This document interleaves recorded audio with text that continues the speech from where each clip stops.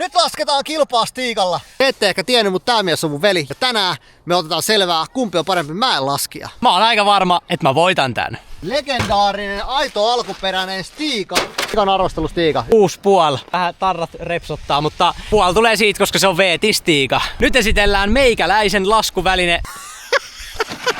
Onks sulla tollanen moottorikelkka? Tää on Lynxin vehje, täällä on jousitukset, jarrut, löytyy pakoputket, uraläppää. Tää on voittajan menopeli. Aivan crazy. Nyt lasketaan Hämeenlinnan korkein pulkkamäki. Mennään. Ei edes puolessa välissä ja mä oon ihan loppu. Tässä ei oo mitään järkeä. Tää on hulluin lasku, mitä mä oon ikin laskenut. Kun tää mäki on ihan jäässä. Mä oon ihan jäässä. Mä oon valmis.